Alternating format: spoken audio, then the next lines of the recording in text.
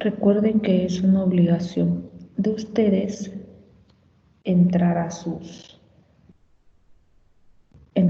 clases. O sea, ustedes no piensen que son clases así en línea en donde ustedes pueden llegar y ver el video de la clase después. No. Tienen que empezar a entrar a sus sesiones a la hora de clase. Van a estar así. ¿Por qué? Porque se les va a estar tomando asistencia. ¿Está claro?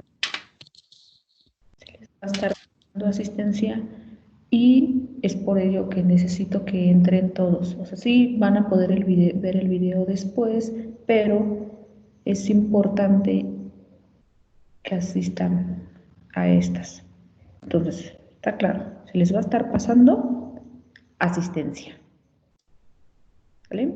Entonces, pues le voy a empezar la clase.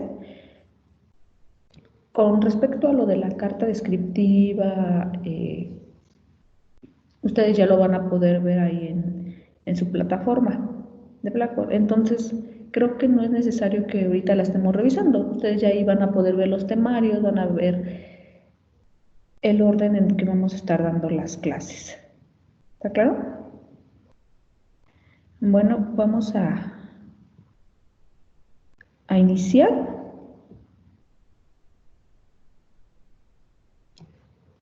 Este es este es el tema, esta es la clase que nosotros vamos a estar viendo. Y pues vamos a empezar.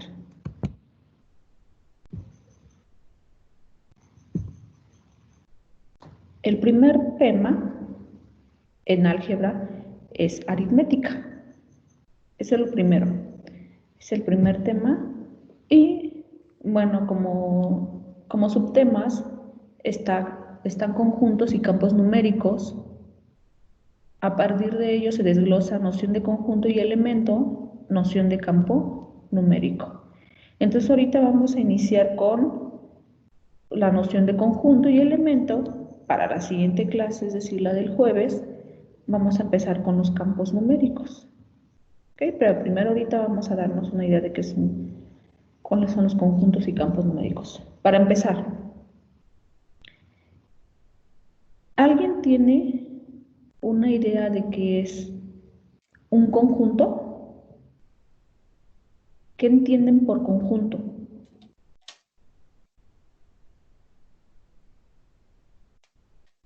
¿No?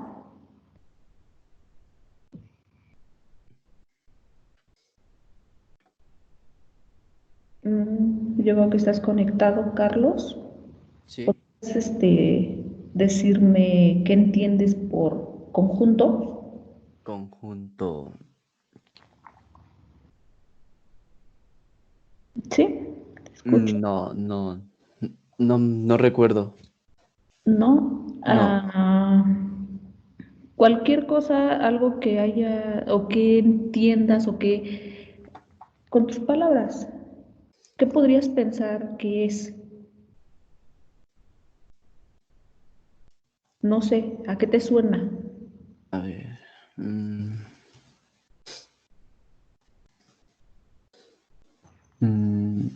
¿No? Bueno, a Oh, ver, ¿qué será son un las. conjunto? ¿Podrían ser operaciones básicas? Este. ah, Ajá, sí, por ahí podría ir, ¿no? sí, dime.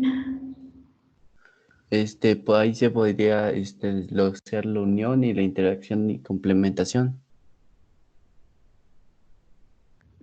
Conjunto es, en este caso, eh, ¿cómo lo podríamos entender? Un conjunto de cosas, algo que comparten la misma característica, ¿no? Sí. No sé, o sea, conjunto, tú podrías decir, por ejemplo, el conjunto de las personas, ¿no? ¿Cuál Ujú. es su característica en común, digamos? Pues que son personas, ¿no? Sí. Son humanos en este caso. Entonces, conjunto es eso, o sea, son una serie objetos o cosas, elementos que comparten una característica en común. ¿Ok? Entonces, bueno, aquí tenemos la definición, ya la podemos ver, que es lo que me dice, que es un grupo de elementos o objetos especificados de tal forma que se pueden afirmar con certeza si cualquier objeto dado pertenece o no a la agrupación. O sea, nosotros de aquí nos podemos dar cuenta que si yo tengo, por ejemplo, un conjunto de cosas, por ejemplo, cuando me refería a las personas, en este caso, pues si yo veo, por ejemplo, a un niño, ¿podría decir si está o no en el conjunto? Pues sí. ¿Por qué? Porque es una persona, ¿no? Entonces, para saber que es un conjunto, nosotros podemos darnos cuenta de eso, si al tener un elemento pertenece o no al conjunto, ¿ok? Entonces, Sí, esa es ok. una característica. Una forma de denotar a los conjuntos es llamarlos por una letra mayúscula, ¿no? Entonces, para nosotros denotar a los conjuntos siempre tenemos que denotarlo con letras Mayúsculas. mayúsculas, en este caso. Bueno, la notación es cuando un elemento, en este caso X, o sea, vamos a hablar ya de algún elemento de algún conjunto, pertenece a dicho conjunto, en este caso vamos a llamarle A, se expresa de esta forma, es decir, si X está dentro del conjunto A, se va a denotar como X está en A. Ese significa X pertenece. O sea, esta nota, este simbolito. Ok, Ahora, por ejemplo, vamos a denotar al A como el conjunto del abecedario. O sea, el abecedario pues, son todas las letras, ¿no? Entonces, por ejemplo, nosotros tenemos que la R es una letra del abecedario, pues podemos darnos cuenta que R pertenece a, ¿ok? Ahí está. Ese es el símbolo de pertenencia, es decir, con esta forma vamos a denotar que un elemento pertenece a dicho conjunto. Ahora, en caso de que un elemento, vamos a llamarle Y, que no pertenezca a ese mismo conjunto, a dicho conjunto, se utiliza esta notación de pertenencia, pero tachada. Esto quiere decir que este no elemento no pertenece. pertenece al conjunto. Y como ejemplo vamos a llamar, bueno, ve el conjunto de las vocales, ¿no? Entonces, ¿quiénes son los elementos de las vocales? Pues la A, E, I, O, U, ¿no? Sí, Entonces, por ejemplo, aquí tenemos que ese no es una vocal y por lo tanto ese no pertenece a dicho conjunto, ¿ok? sí, ok. Entonces, bueno, ya eso es lo que tenemos, ¿sale? Sí, Entonces, ¿pertenece? No pertenece. sí. A seguir.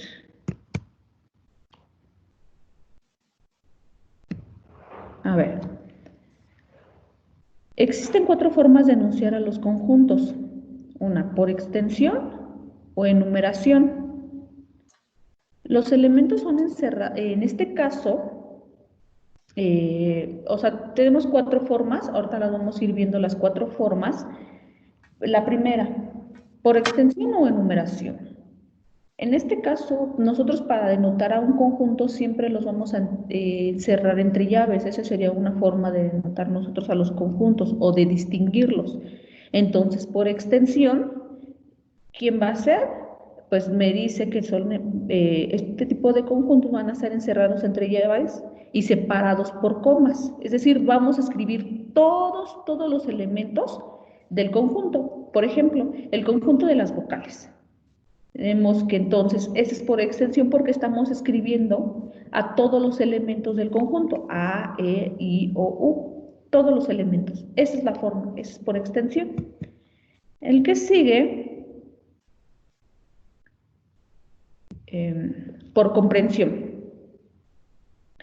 Me dice en este caso, que los elementos igual, así los vamos a determinar entre llaves, pero en este caso, por ejemplo, me dice que se determinan a través de una condición que se establece entre llaves. Como yo les decía, los conjuntos nosotros los denotamos entre llaves. Y en este caso vamos a emplear esta barrita que tenemos aquí, ¿ok? Que significa tal que. O sea, de forma que hay, vamos a llamarle como A el conjunto de las X, tal que P de X es verdadera. O sea, es decir, P es una condición, es una propiedad. Es decir, son todos los elementos de X tales que la propiedad o la proposición P de X es verdadera. En este caso, ¿qué significa que el conjunto A, en este caso, es el conjunto de todos los elementos X, tales que la condición de P de X es verdadera, que es lo que les había mencionado? Por ejemplo, tenemos B. Son todo el conjunto de los elementos de X, tales que X es una vocal. O sea, en este caso, B va a ser mi conjunto de todas las vocales. Eso es lo que me está diciendo. Entonces, esta es, digamos, una forma de denotar al conjunto por comprensión. ¿Ok? Sí. Sigamos. Otra forma de denotar a los conjuntos son por diagramas de Venn. ¿A qué me refiero? Que son gráficas en este caso. O sea, en este caso nuestros conjuntos van a estar delimitados por un rectángulo que ahorita vamos a ver, eso me representa mi conjunto universal, ahorita vamos a ver a qué me refiero. Entre ellos hay varios conjuntos adentro, ¿no? En este caso, por ejemplo, en el ejemplo que nosotros estábamos era en el conjunto de las vocales, ¿no? Entonces, por ejemplo, aquí nosotros podemos ver al conjunto B, que está determinado por todas las vocales, A, E, I, O, U. Aquí están adentro sus elementos. Eso es lo que se refiere, se le llama un diagrama de Venn. Sí. ¿Vale? Vamos a continuar. Por descripción verbal. ¿A qué me refiero? Me dice que es un enunciado que describe la característica que es en común para los elementos. Es decir, en el ejemplo en que estábamos, pues, ¿cómo podríamos llamarlo? Pues simplemente B es el conjunto de las vocales. O sea, esa sería la descripción verbal. O sea, estamos diciendo quiénes son, o sea, o cómo se refiere. O por ejemplo, en el ejemplo anterior que habíamos dicho, A es el conjunto del abecedario, ¿no? O sea, en este caso, simplemente estamos diciendo cuál es la descripción verbal. O por ejemplo, o vamos a llamarle P, que es el conjunto de las personas. O sea, simplemente esa es una descripción verbal. ¿Ok? Sí. Vamos a ver un ejemplo.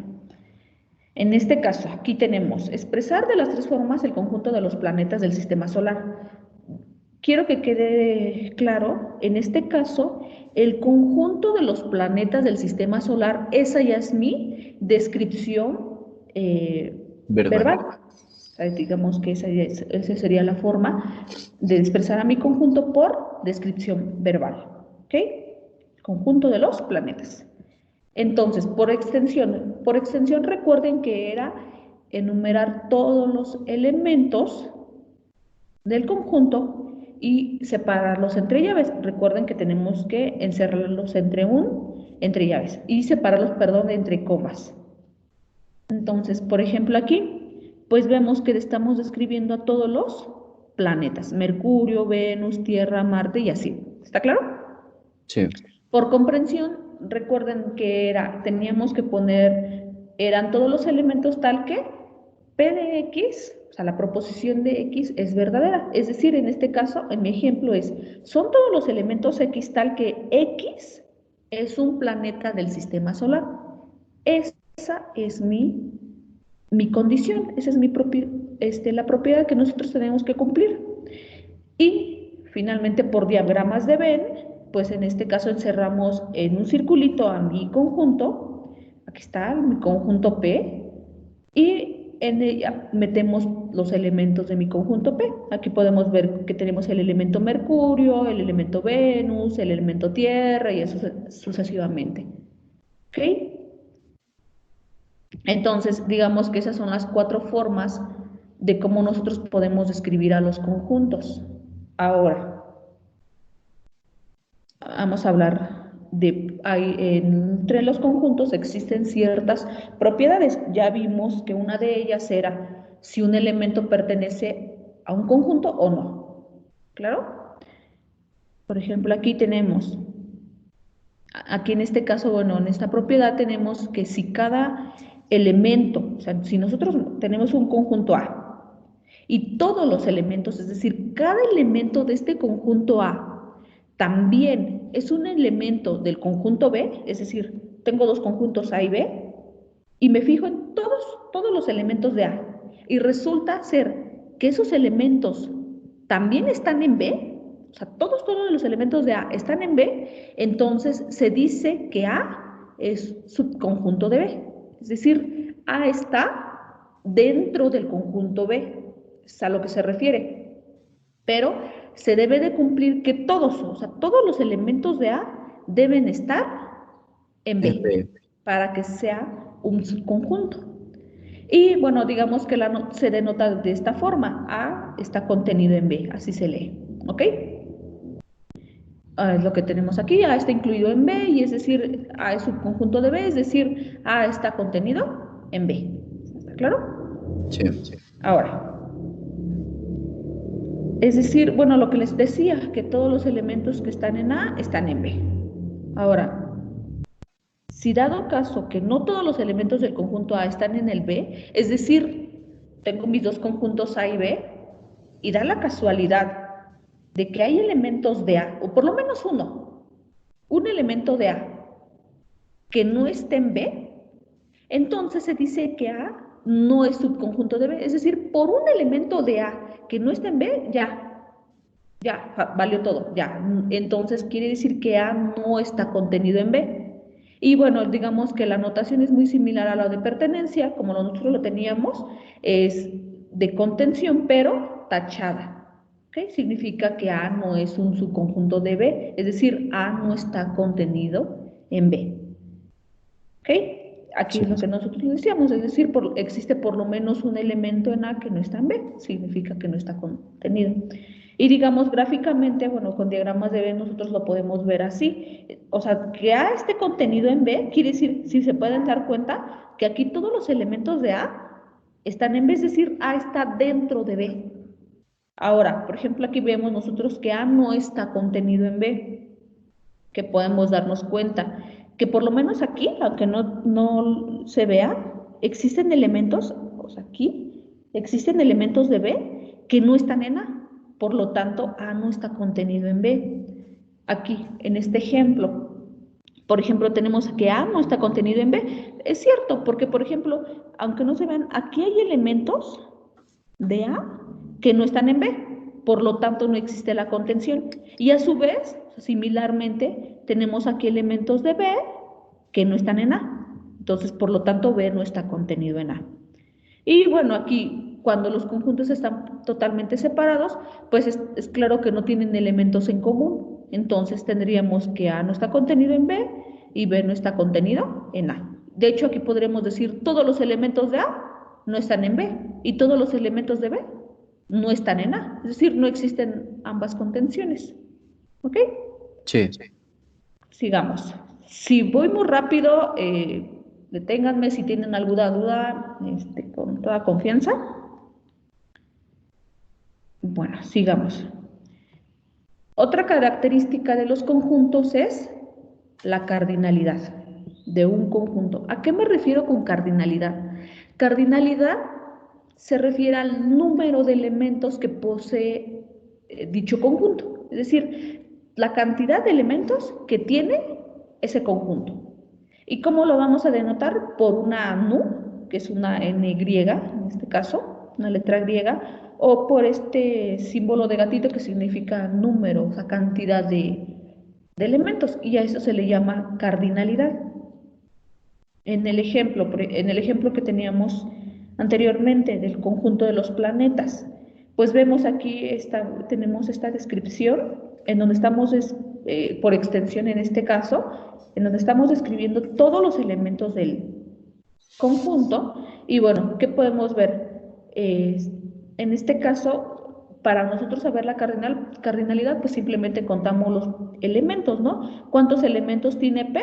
Pues 1, 2, 3, 4, 5, 6, 7, 8 elementos. ¿Ok? Entonces quiere decir que la cardinalidad de P es igual a 8. Es decir, son la cantidad de elementos que contiene P. O en el ejemplo de A, que X es una letra del abecedario. Aquí, bueno, ya se pueden dar cuenta que esta es la descripción por comprensión. Y me dice, bueno, en este caso, nosotros para saber todos los elementos, o sea, todos los elementos o la cantidad de elementos que tiene A, pues tenemos que escribirlos de forma por extensión, como en este caso P. Bueno, aquí no lo escribimos, pero por ejemplo ustedes pueden ir contando, pueden saber qué es A, B, C, D, ¿no? Entonces, una vez que ya describen todos, se pueden, bueno, nosotros nos podemos dar cuenta que la cardinalidad de A es igual a 26, es decir, es la cantidad de letras que contiene el abecedario, o las que se toman por convención, ¿no? O por ejemplo aquí B, en este caso B es el conjunto de las vocales, ¿no? Que me hemos tomado así. ¿Cuántas vocales existen? Pues 5. Ah, quiere decir que entonces la cardinalidad de B es 5. ¿Aclaró? Sí. Vamos a continuar. En este caso nosotros también tenemos conjuntos con nombres específicos. O sea, ya, si ustedes recuerdan, cuando estábamos viendo los diagramas de Venn, teníamos un rectangulito, pues les había mencionado que íbamos a ver el conjunto universal, es decir, porque existen ciertos conjuntos que nosotros debemos considerar siempre. En este caso, por ejemplo, el primero es el conjunto vacío o nulo. ¿Quién es este conjunto? Pues primero, lo vamos a denotar por phi, aquí lo podemos ver, es una letra griega también, o es la más común para denotar a un conjunto vacío, o simplemente entre llaves, pero no tenemos nada adentro, o sea, no hay ningún elemento aquí adentro. Y entonces, ¿a qué se refiere con conjunto vacío? Pues simplemente es el conjunto que no tiene elementos. No existen elementos en este conjunto, ¿ok? Sí. Entonces, sigamos a ver una de las propiedades que contienen los conjuntos es que, bueno, que el conjunto vacío siempre es un subconjunto de cualquier conjunto, o sea, del que sea. O sea, el conjunto vacío siempre va a estar dentro de cualquier conjunto, el que sea. ¿Sale? Sí. Esa es una de las características del conjunto vacío. Por ejemplo, ustedes pueden decir, pues, ¿de qué me sirven los conjuntos vacíos? Pues sí, sí existen. Por ejemplo, nosotros podemos ver aquí phi. Phi es igual, en este caso, por ejemplo, yo lo tengo aquí por comprensión, que me dice que son todas las X tales que X son los dinosaurios que viven en la actualidad. Ustedes díganme,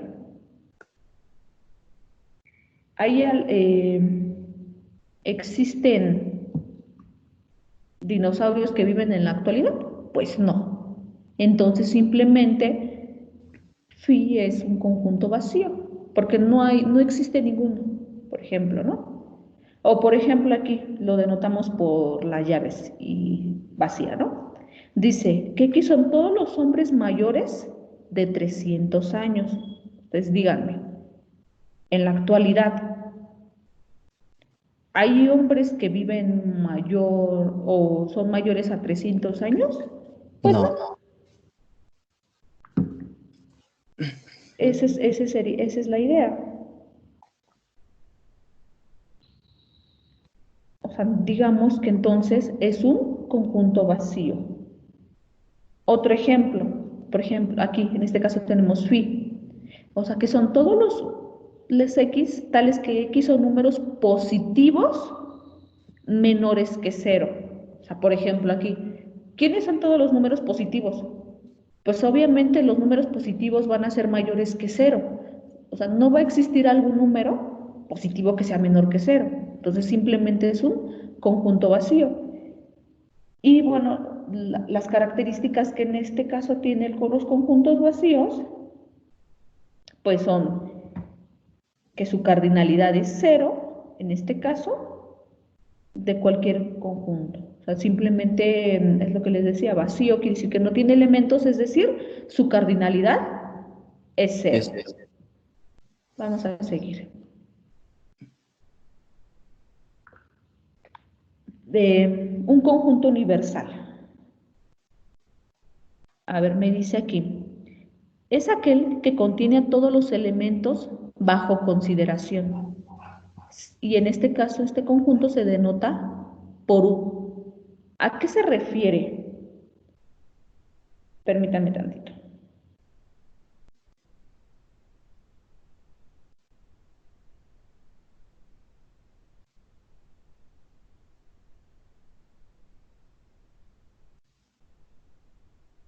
Ok, ya. Vamos a ver, seguir aquí. Bueno, estábamos con el conjunto universal. Quiere decir que es el conjunto que contiene a todos los elementos. Por ejemplo, estábamos en el conjunto de A, que era el conjunto del abecedario. ¿Están de acuerdo que ahí A es un conjunto universal? ¿Por qué? Porque contiene a todos los elementos. ¿Quién podría ser un subconjunto de A? O sea, o podríamos tomar nosotros en este caso conjuntos que están dentro de A. El conjunto B, el que nosotros teníamos en el ejemplo, ¿no? B era mi conjunto de las vocales. En este caso, digamos que B solamente me agarra partes de las letras. Entonces, en este caso, mi conjunto universal es A, que es el conjunto del abecedario. ¿Vale? Sí. ¿Por qué? Porque está conteniendo a todos los elementos. Y bueno, digamos aquí gráficamente, bueno, ya les había mencionado, se representa mediante un rectángulo, que era el rectángulo que habíamos visto en el ejemplo anterior. Y como ejemplos, bueno, aquí nosotros tenemos que X son todos los días de la semana. O sea, U en este caso son todos los días de la semana. Por ejemplo, lunes, martes, miércoles, jueves, viernes, sábado y domingo. O sea, todos los días de la semana. ¿Están de acuerdo que U es el conjunto universal? ¿Por qué? Porque contiene a todos los elementos. Y bueno, tomamos subconjuntos del conjunto universal, por ejemplo, X son todos los días de la semana inglesa, aquí lo tenemos, ¿no? Y aquí podríamos ver, en este caso, por ejemplo, que solamente están dentro de ellos lunes, martes, miércoles, jueves y viernes. Es decir, sábado y domingo pues no se toman en cuenta. B. B que dice que son son los días del fin de semana, es decir, solamente sábado y domingo. O sea, digamos, ustedes se pueden dar cuenta, aquí A y B son subconjuntos del conjunto universal. O por ejemplo, X son los días de la semana con menos de 7 letras, es decir, me fijo en los días de la semana que están escritos que tengan menos de 7 letras. Por ejemplo, en este caso sería lunes, martes, jueves y sábado. Si nosotros contamos la cantidad de letras que tienen, pues tienen menos de 7 letras. ¿Ok? Y bueno, como en este caso solamente estamos tomando tanto A, B y C, solamente algunos elementos de mi conjunto universal, pues quiere decir, ustedes se pueden dar cuenta pues que A está contenido en U, B está contenido en U y C está contenido en U. Es decir, una de las características del conjunto universal es que todos los elementos, o sea, cualquier conjunto siempre va a estar contenido en el conjunto universal. Cualquiera. Cualquier conjunto que yo me tome, siempre va a estar contenido en el conjunto universal. Esa es una de las características del conjunto universal. Entonces, regresemos al conjunto vacío. ¿Cuál era su característica? Pues que el conjunto vacío siempre estaba contenido en cualquier conjunto. ¿Sí está claro? O sea, el vacío siempre va a estar dentro de todos los conjuntos, del que sea. Y el conjunto universal quiere decir, bueno, su característica es que contiene a todos, es decir, cualquier subconjunto, cualquier conjunto va a estar dentro del conjunto universal. Obviamente nosotros tenemos que tomar aquí en cuenta ver quién va a ser mi conjunto universal, ¿no? Porque, por ejemplo, si yo me refiero aquí al conjunto universal como los días de la semana, o sea, todos los días de la semana, y tomo como el conjunto universal de las letras del abecedario, digamos que son conjuntos diferentes. Entonces, si yo me refiero al conjunto universal como los días de la semana, bueno, todos los conjuntos que nosotros tomemos aquí van a tener como elementos días, ¿está claro? Y si me tomo, por ejemplo, el conjunto universal como las letras del abecedario, bueno, entonces cualquier conjunto que yo tome ahí, a consideración, van a ser letras, simplemente, ¿no? Y a diferencia del conjunto vacío, o sea, el vacío no importa a qué conjunto me refiera. O sea, si por ejemplo me refiero a las letras del abecedario, pues el vacío está ahí adentro. Si me refiero al conjunto de los días de la semana, el vacío está ahí adentro. O sea, ahí van a estar siempre. Esa es la diferencia entre el conjunto vacío y el conjunto universal. Vamos a seguir. Bueno, entonces nosotros seguimos con la cardinalidad, ¿sí? de un conjunto, es decir, la cantidad de elementos que contiene un conjunto. Entonces, otra definición es conjunto finito. ¿A qué me refiero con conjunto finito? Pues que nosotros podemos contar la cantidad de elementos, es decir, son contables. Podemos contar nosotros la cantidad de elementos que contiene dicho conjunto. Y, por ejemplo, nosotros teníamos que X era una letra del abecedario, ¿no? O sea, el conjunto A es el conjunto de las letras del abecedario. Entonces, pues nosotros, cuando lo describíamos así, por extensión, en donde ponemos todos los elementos, pues ya habíamos contado que su cardinalidad es 26, es decir, es un conjunto finito porque son contables, se puede contar la cantidad de elementos que tiene ese conjunto. Pero, por ejemplo, nosotros habíamos mencionado el conjunto de las personas, ¿no? Digamos que a lo mejor o sea, por estadísticas, por todo lo que se hace con los censos y todo eso, digamos que a lo mejor sí se puede contar, ¿no? O sea, podemos saber cuántas personas existen en el mundo, por ejemplo, ¿no? O sea, digamos que también ese sería un conjunto finito.